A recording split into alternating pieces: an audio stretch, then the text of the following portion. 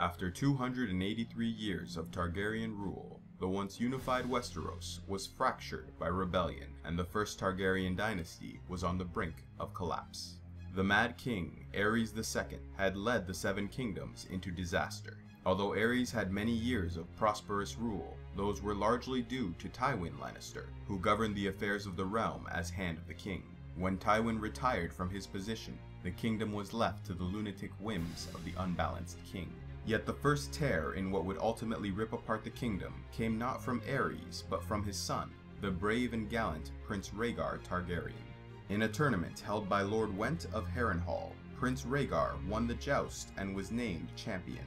As was tradition, it was his duty to name a woman as Queen of Love and Beauty, presenting her with a crown of blue winter roses. Everyone expected Rhaegar to name his wife Lady Elia Martell of Dorne, yet he did not. Instead, he chose Lyanna Stark, the betrothed of young Robert Baratheon. This was later described as the moment when all the smiles died. Rhaegar's infatuation with Lyanna eventually resulted in her abduction, an act which outraged House Stark and Baratheon. Lyanna's older brother, Brandon Stark, rode at once for the Red Keep, where he stood outside the walls, screaming for Rhaegar to come out and face him. However, Rhaegar was not present at the time, and instead King Aerys had Brandon and his companions arrested on charges of plotting against the Crown Prince. Aerys also demanded the arrest of Lord Rickard Stark, Brandon and Lyanna's father. Rickard traveled south to King's Landing with an escort of 200 men. He demanded trial by combat, the right of every noble lord. Aerys granted him the right, but named fire as the champion of House Targaryen. Lord Rickard was tied to the rafters inside his armor, and a fire was lit underneath. Brandon Stark was present, with a noose tied around his neck attached to the wall. A sword was placed just outside his reach. He strangled himself, trying to reach the sword to save his father, who was being roasted alive. The Mad King then sent word that Rickard Stark's second son, Lord Eddard Stark, and Lyanna's betrothed, Lord Robert Baratheon, were to be executed, and their heads delivered to the king by Lord Jon Arryn of the Vale, who raised Robert and Eddard as their guardian. Lord Arryn refused to betray them, and in response, Robert Baratheon raised the banner of rebellion, declaring himself King of Westeros. He claimed his legitimacy through the Targaryen line from his great-grandfather, King Aegon V. This minor connection to Targaryen blood was all the excuse needed for the enemies of the Mad King to rally around Robert's cause.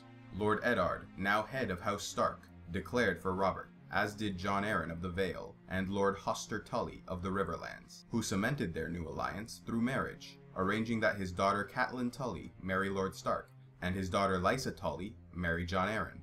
With 4 of the 7 kingdoms now in open revolt, the Mad King called for the rest to defend the crown. The Tyrells of Highgarden come to his defense, besieging Robert's castle at Storm's End. At the time, it was being held by Robert's brother, Stannis Baratheon, who, despite the lack of food and supplies, refused to surrender, surviving only on food brought into the castle by smugglers. The Hand of the King, Jon Cunnington, led a Targaryen army to capture Robert, but instead was defeated at the Battle of the Bells. Though Lord Cunnington survived, he was exiled to the Free Cities, and the Targaryen army was destroyed. The decisive battle of the war would now be fought on the River Trident. Prince Rhaegar Targaryen led his army against the rebels, fighting a desperate battle in which Robert and Rhaegar finally met and clashed in single combat. Amidst the chaos of battle, Robert raised his mighty warhammer and struck down his enemy, crushing Rhaegar's chest into the bloody soil. With the war all but decided, Lord Tywin, who until this point had kept House Lannister out of the war, marched his army to King's Landing, claiming to have come in defense of the king. Yet when his army is allowed into the city, Tywin orders the city sacked, the Targaryen loyalists killed, and delivered the city to the rebels. Tywin's eldest son, Jaime Lannister, captain of the Kingsguard, charged with the protection of the king, betrayed his oath, joining his father in rebellion, and slicing the throat of the Mad King, ending his reign of terror. As the war came to a close, Lord Eddard Stark and Lord Howland Reed led an army south to the Tower of Joy, where Lyanna Stark was being held.